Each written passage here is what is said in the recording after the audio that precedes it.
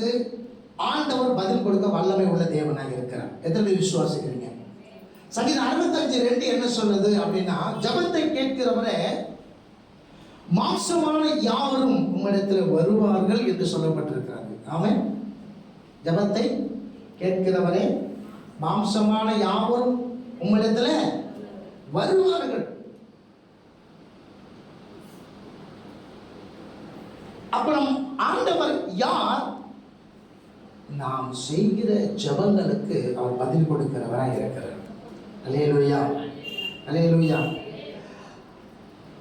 ஆனா நாம் எப்படிப்பட்டவர்களாய் இருக்க வேண்டும் என்று வேதம் சொல்லுகிறது. நீ எப்படிப்பட்டவனாய் நீ இருந்தால் நீ வேண்டிக் கொள்வதும் நீ ஆண்டவரத்தில் கேட்பதும் உன்னால பெற்றுக்கொள்ள முடியும் அப்படின்னு வேதம் சில காரியங்களை நமக்கு சொல்லிக் கொடுக்குது.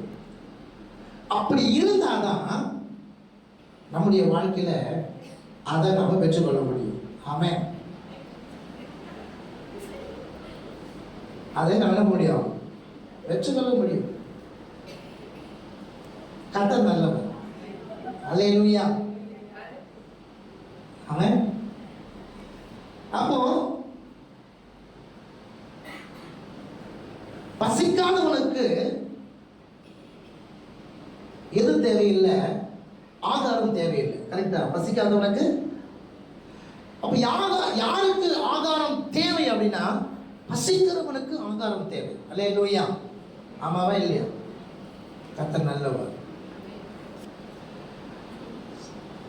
நாம வளர்க்கிற செல்ல பிராணியா இருந்தாலும் பசிச்சாதான் அது என்ன பண்ணும் அப்படின்னா சாப்பிடும்.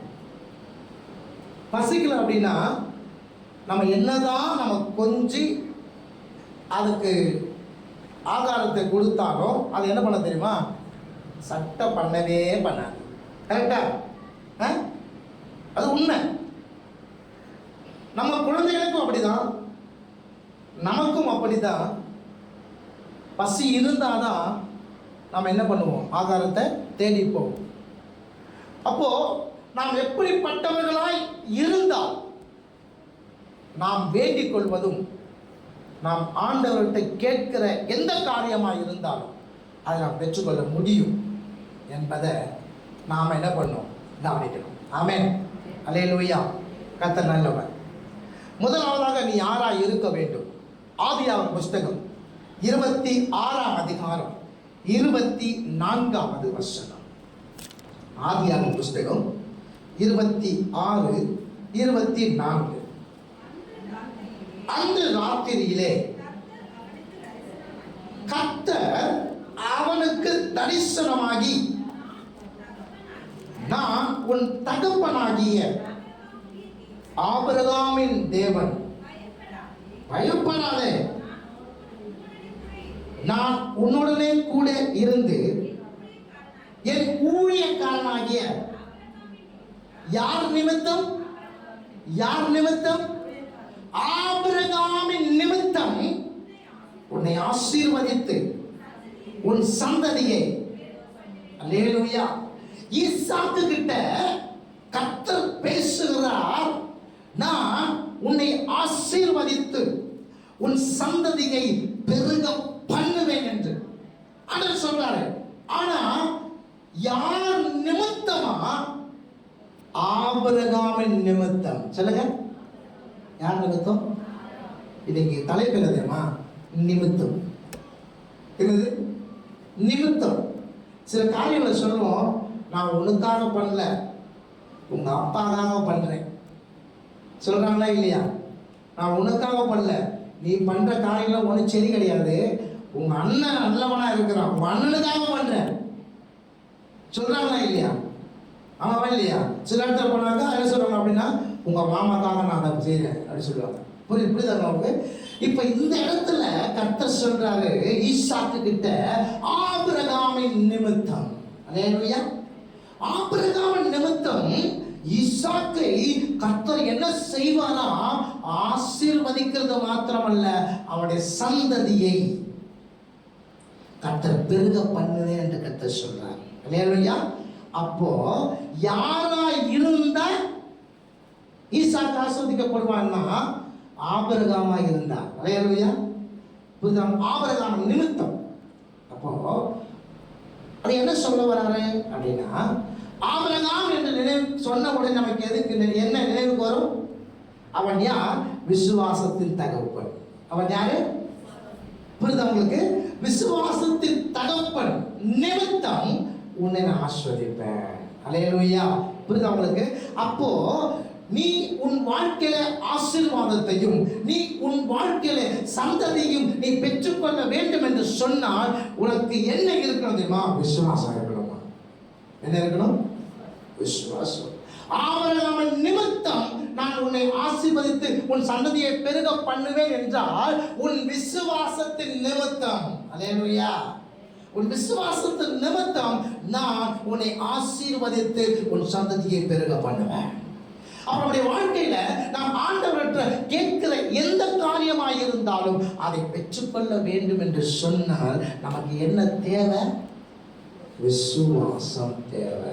சொல்லுங்க, என்ன தேவை? விசுவாசம் தேவை. சத்தமா தான் சொல்லுவேன், விசுவாசம் தேவை.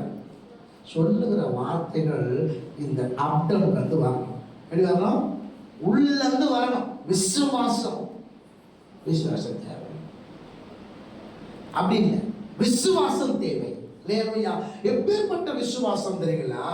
ஆண்டவர் அவரை அழைக்கும் பொழுது நீ உன் தேசத்தையும் உன் இனத்தையும் உன் தகப்பன் வீட்டையும் என்ன பண்ணு? விட்டு விட்டு நான் காண்பிக்கும் தேசத்துக்கு. அப்ப அவர் என்ன ஏது எதுவுமே தெரியாது. நீ வா, எல்லாத்தையும் விட்டுட்டு வா அப்படின்னு சொன்னாரு. வந்தாரு பாருங்க. யார் மேல விசுவாசம் வச்சு? கர்த்தர் மேல விசுவாசம் வச்சு.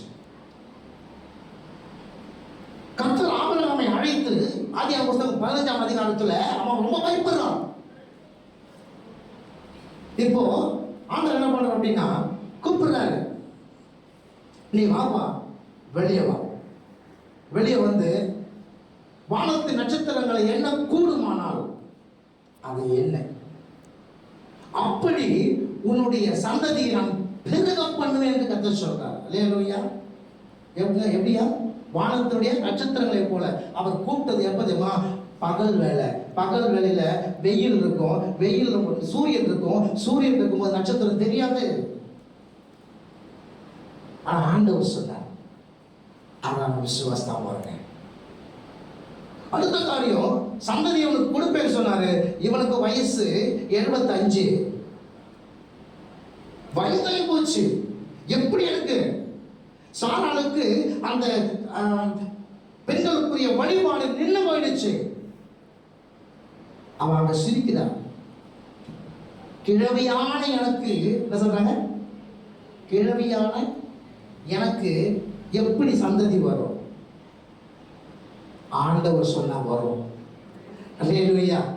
அதுதான் ஆபிரகாமின் நிமித்தம் ஈசாக்கு ஆசீர்வதிக்கப்படுவது மாத்திரமல்ல, அவன் சந்ததி ஆசீர்வதிக்கப்படும், அவன் சந்ததி பெருகப்படும் என்று கர்த்தர் சொல்ற காரணம் என்ன தெரியுமா?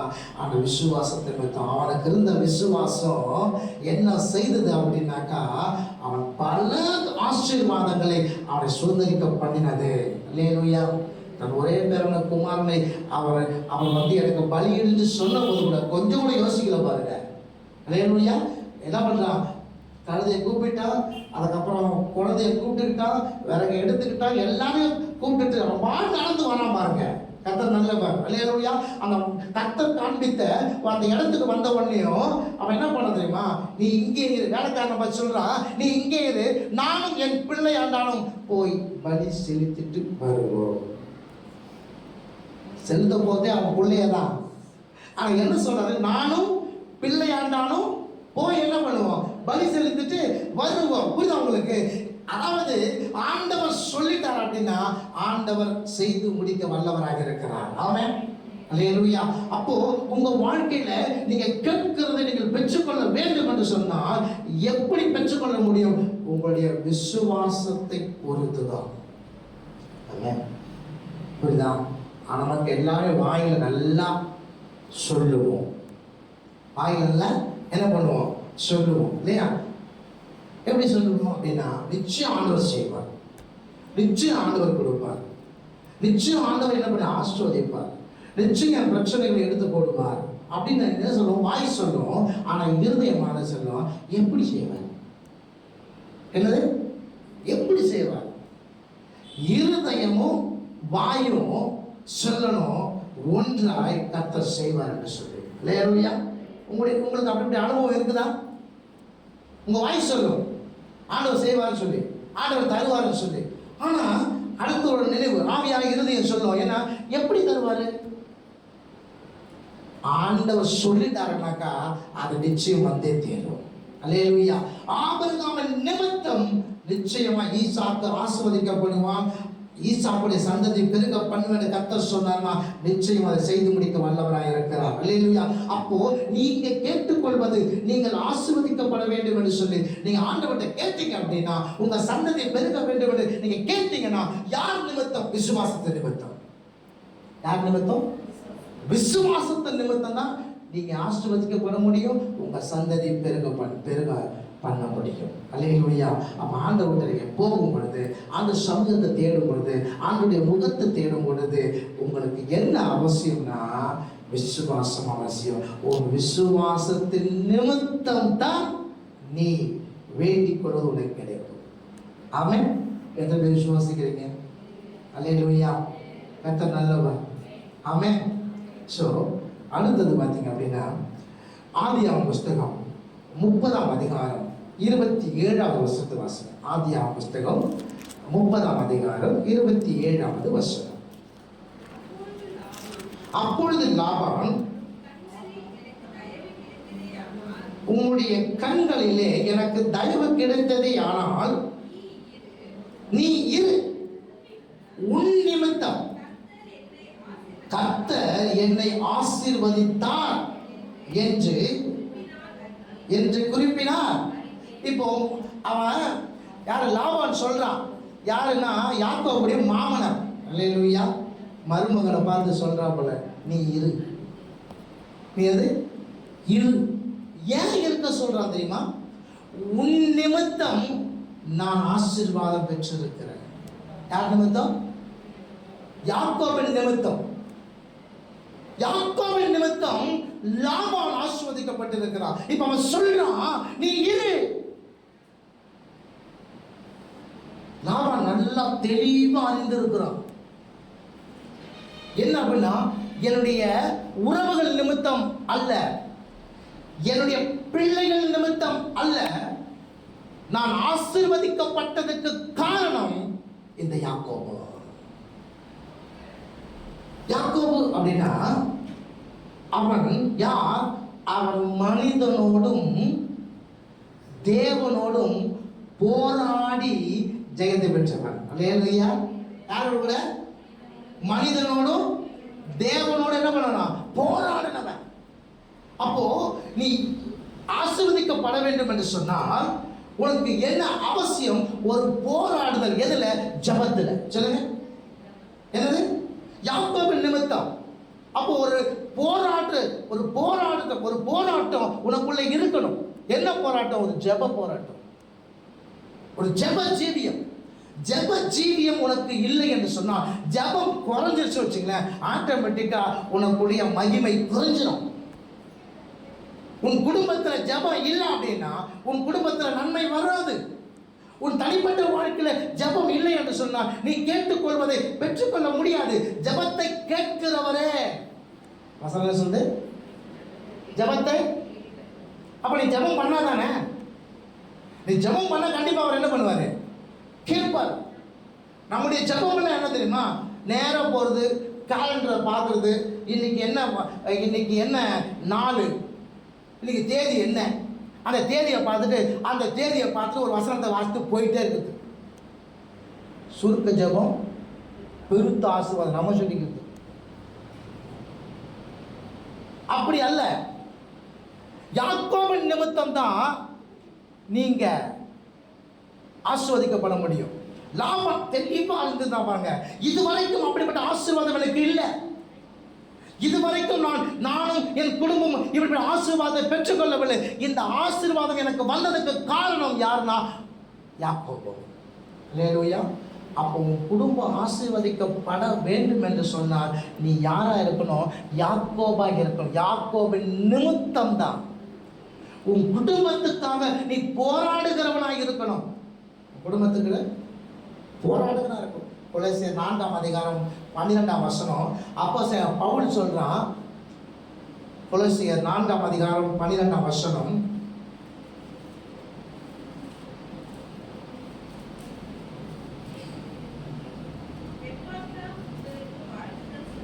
எப்பாப்பிரா உனக்குரிய வசனம் இது, கர்த்தர் சொன்ன வசனம். எப்பாப்பிரா உங்களுக்கு என்ன பண்றான்? வாழ்த்துதல் சொல்லுகிறான்.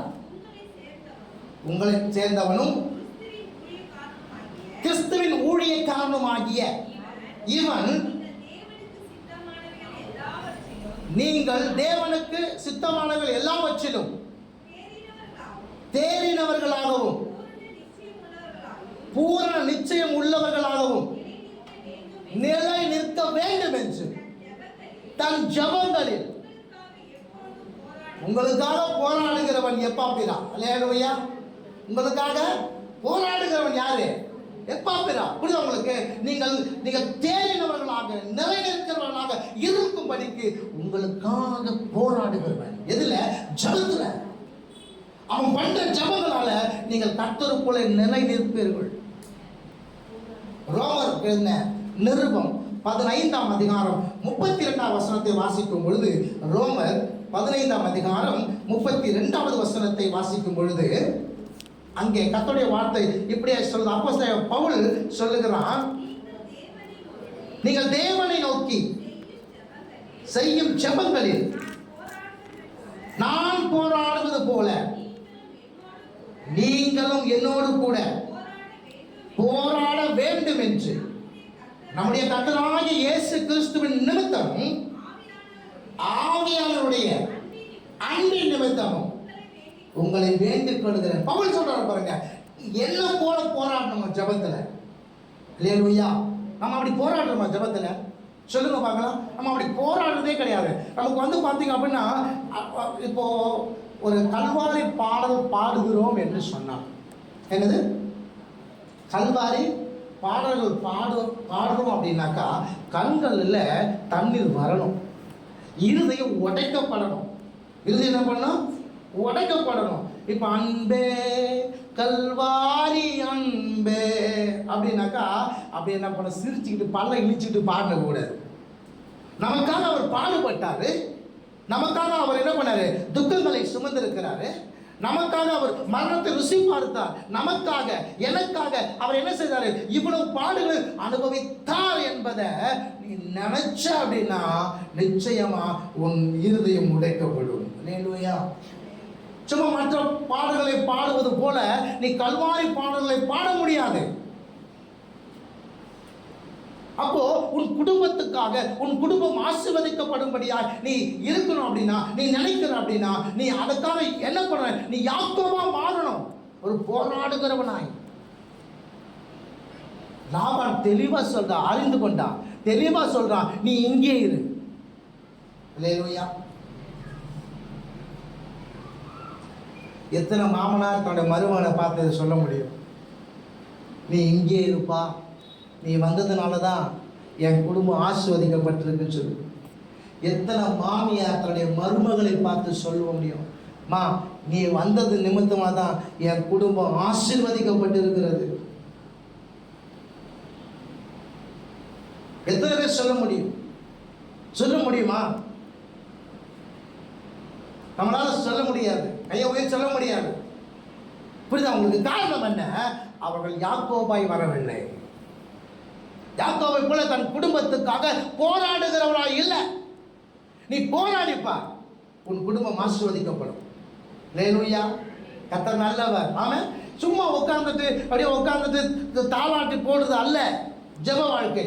போராடுவது, அது கிடைக்கும் வரை, அது உன் வாழ்க்கையில அதை ஜெயத்தை பெற்றுக்கொள்ளும் வரைக்கும் நீ என்ன பண்ணுவ? போராடணும்.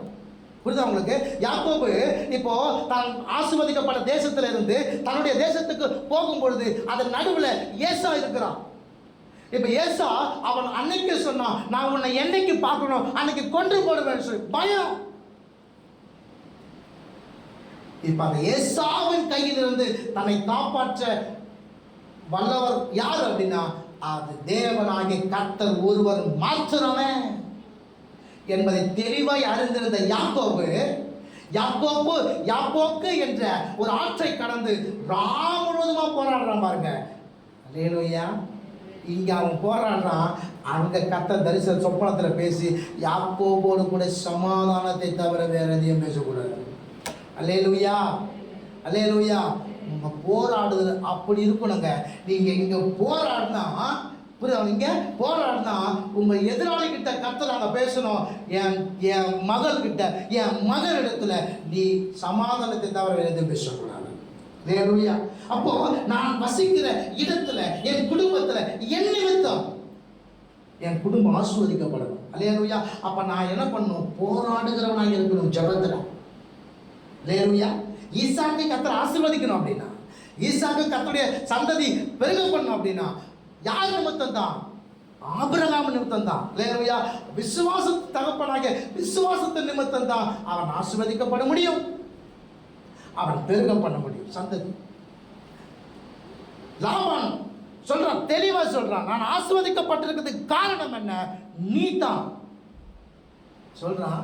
உனக்கு கண்களில் தயவு கிடைக்குமானால் எனக்கு நான் இன்னும் நல்லா இருக்கணும், நான் என் இடத்துல இந்த ஆசீர்வாதத்தை நான் இருக்கணும் அப்படின்னா நீ இங்கேயே இருப்பா. அல்லேலூயா. கர்த்தர் நல்லவர். இன்னைக்கு அப்படி சொல்லணுங்க. நீ அப்படி சொல்லணும். நீ போகாத, நீ இங்கே. சில பேர் பார்த்தீங்க அப்படின்னா என்ன அப்படின்னா கர்த்தருடைய கிருபை பெற்றவர்கள், கர்த்தருடைய கிருபை பெற்றவர்கள் இந்த வீட்டு வாசலில் வரும்பொழுது உள்ள அந்த ஆடும் உள்ள சொல்லும், அவனை வரவேணான்னு சொல்லு,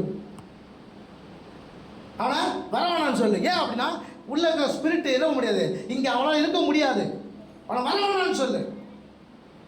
புரியுதா உங்களுக்கு? அப்படி நாம் இருக்கணுங்க. அப்படி நம்ம இருக்கணும்.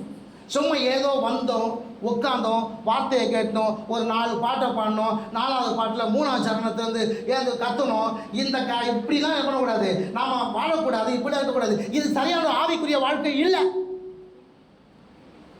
சரியான ஆவிக்குரிய வாழ்க்கை இல்லை. ஆவிக்குரிய வாழ்க்கை நாளுக்கு நாள் வளரணும் விசுவாசத்தில். ஆவிக்குரிய வாழ்க்கை நாளுக்கு நாள் வளரணும் ஜபத்தில்.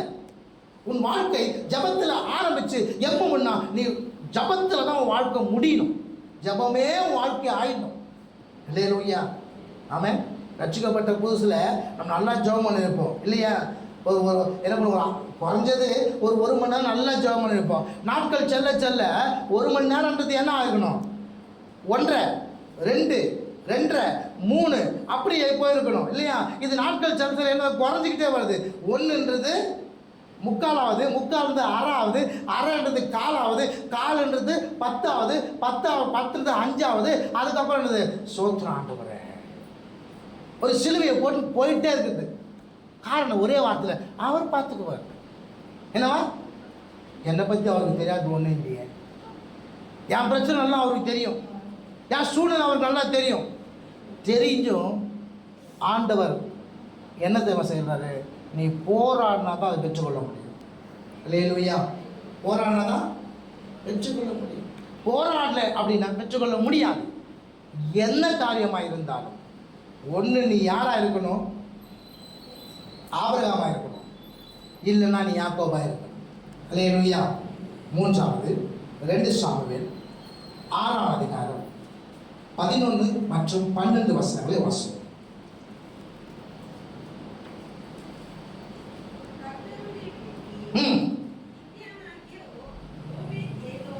கீத்தியனாகிய ஓபேத் ஏதோம் வீட்டில்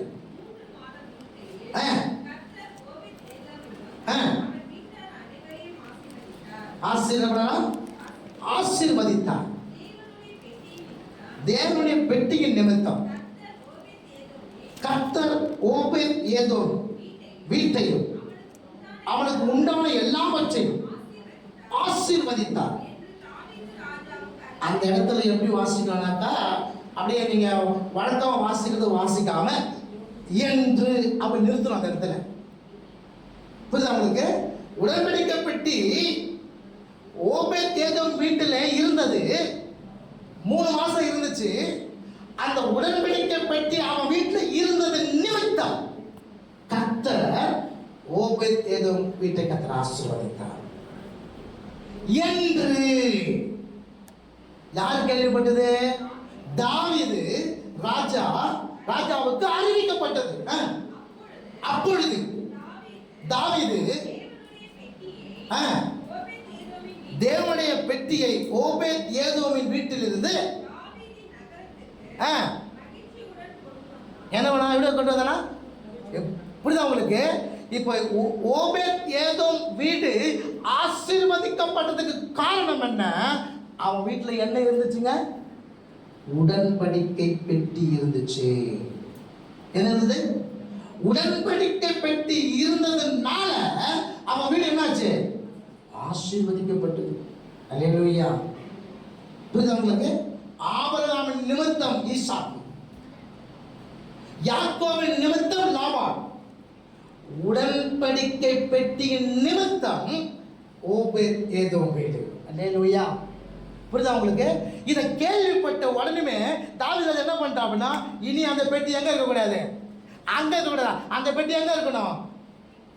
என்கிட்ட இருக்கணும். அல்லேலூயா.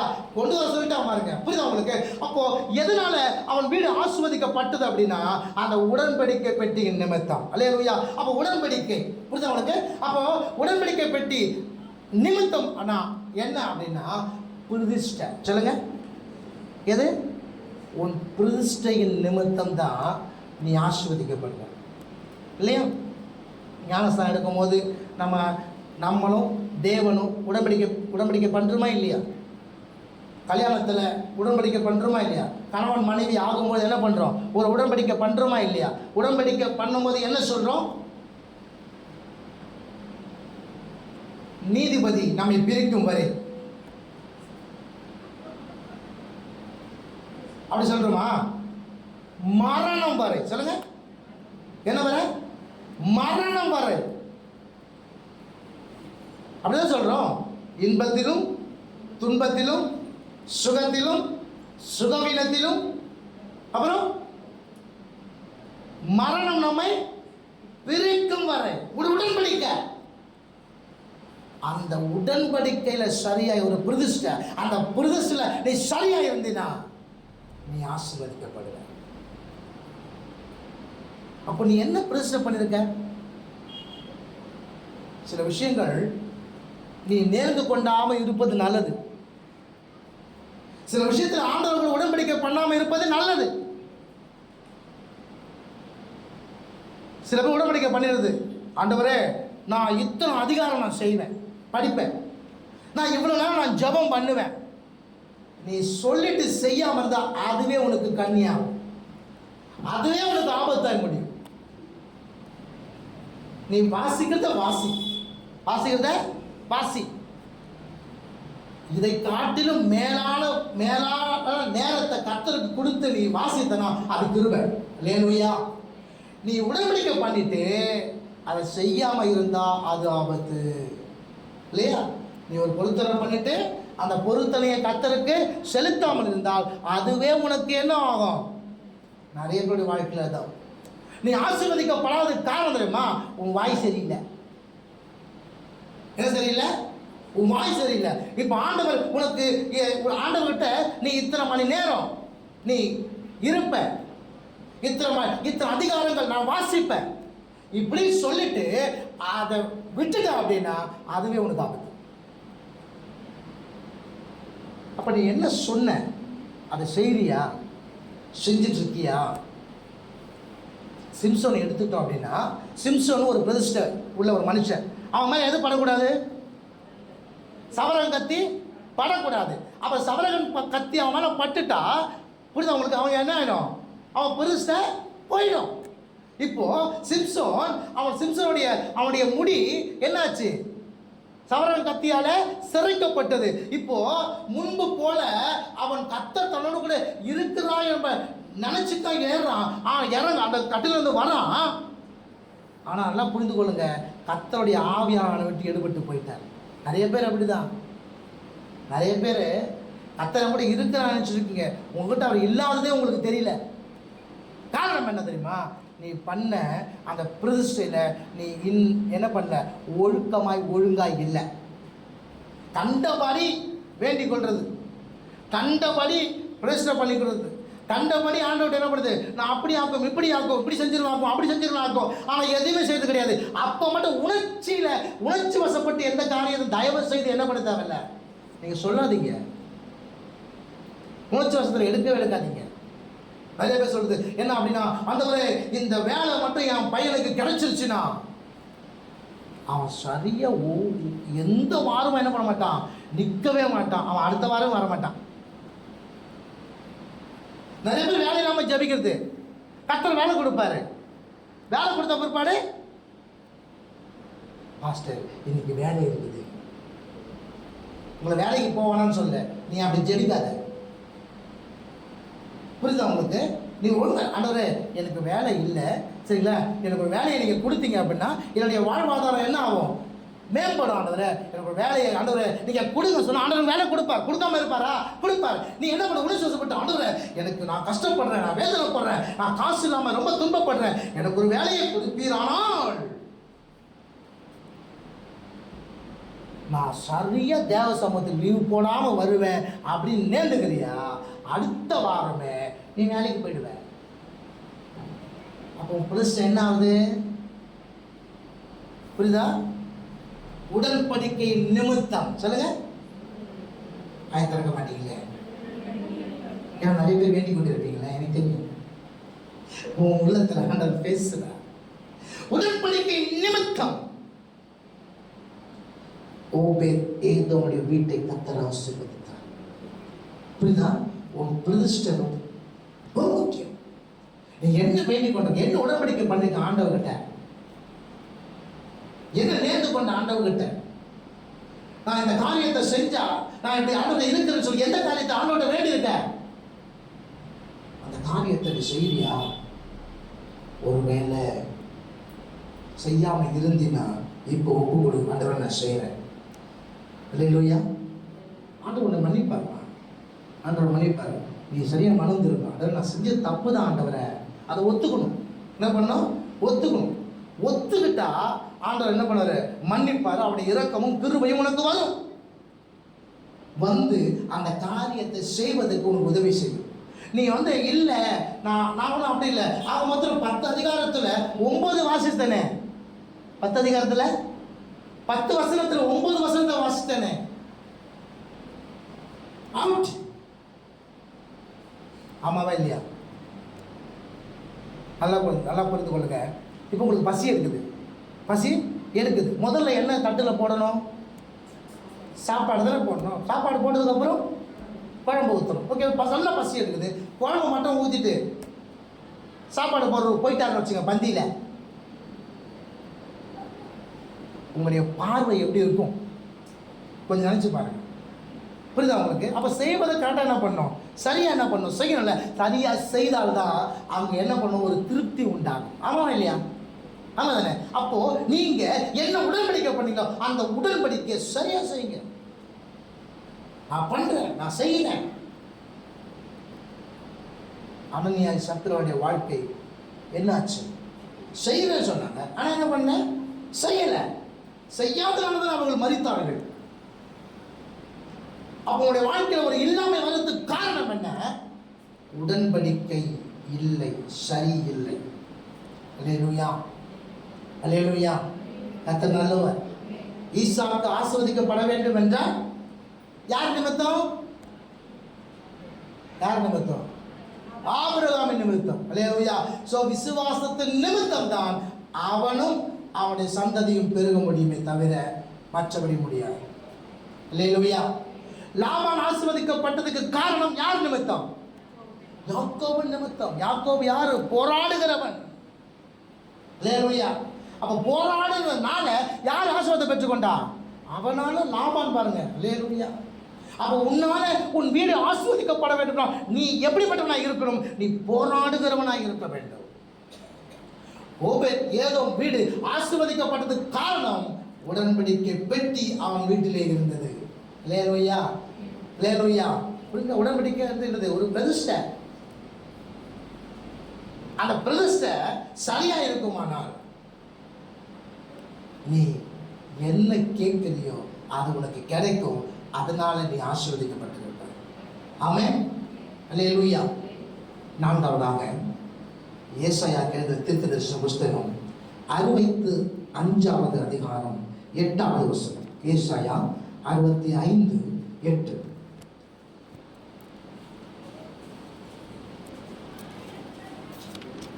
ஏசாயா 65:8வது வசனம்.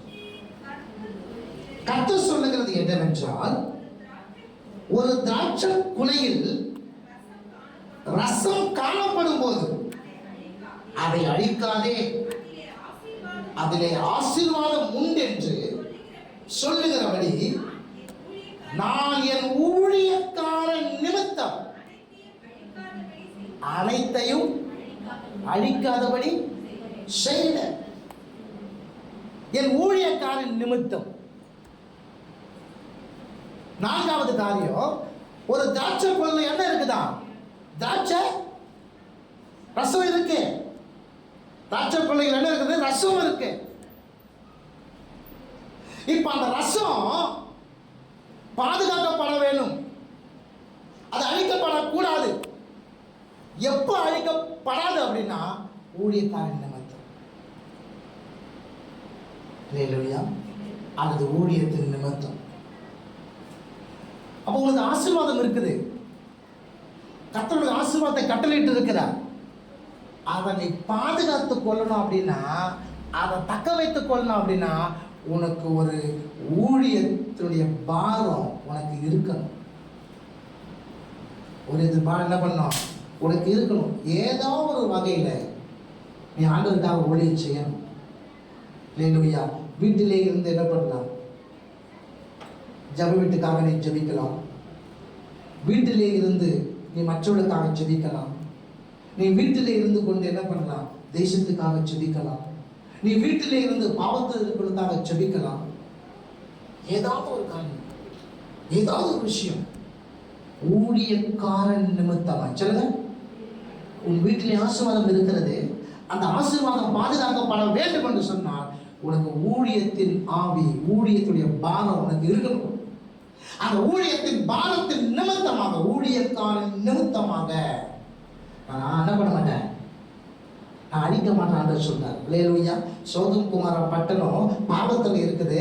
அதை அழிக்கும்படியா கர்த்தர் வந்துட்டாரு. புரியுதா நமக்கு? ஆனா நேரம் எங்க போறாரு? ஆபிரகாமுக்கு போறாரு.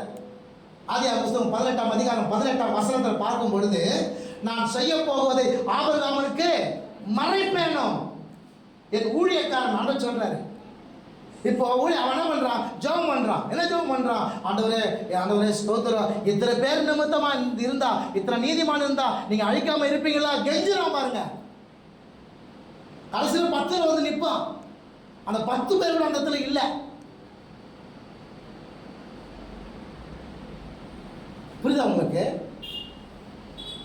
ஆண்டவர் காரியத்தை அழிக்க நினைக்கிறாரு. ஆனா என்ன பண்றான் அப்படின்னா, டைரக்டா அவன் செய்யாம நேரா எங்க போறான்னா ஆபிரகாம் போய் சொல்றாரு பாருங்க. அல்லேலூயா. உன் வீட்டில் ஆசீர்வாதம் இருக்கும்போது அது அழியாமல் இருக்கு. உனக்கு ஒரு ஊழிய ஆவி அவசியம். ஆமென். அல்லேலூயா. புரியுதா உங்களுக்கு? ஆபிரகாம் நிமித்தம், யாக்கோபின் நிமித்தம், உடன்படிக்கை பெட்டியின் நிமித்தம், ஊழியக்காரன் நிமித்தம். அல்லேலூயா. நீ கேட்டுக்கொள்ள காரியம் உனக்கு வரணும் அப்படின்னா, நீ ஜெபிக்கிற காரியம் உனக்கு வரணும் அப்படின்னா, உனக்கு விசுவாசம் அவசியம், உனக்கு ஜெப ஆவி அவசியம், உனக்கு ஒரு பிரதிஷ்டை அவசியம், உனக்கு ஒரு ஊழிய ஆவி அவசியம். அல்லேலூயா. இது இருக்குமானால் நீ ஆசீர்வதிக்கப்பட்டிருப்ப.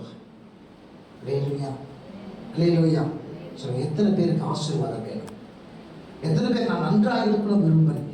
என் வீட்டில் நான் கேட்கிற எந்த காரியமும் அதை நான் பெற்றுக்கொள்ள வேண்டும் என்று எத்தனை பேர் விரும்புறீங்க?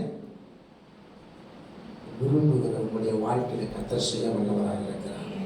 ஆமென்.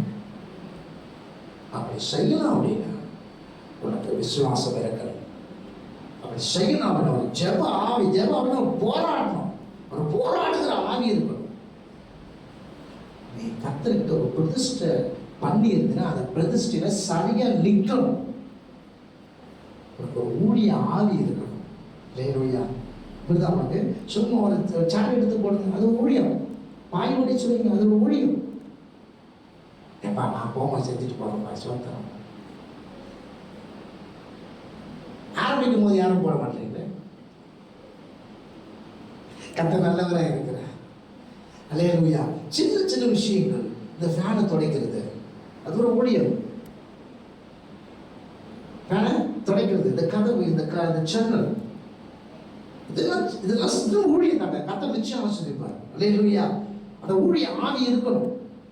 நேரா போறது, நேரா வருது, யாராவது பண்ணுவாங்க, யாராவது செய்வாங்க.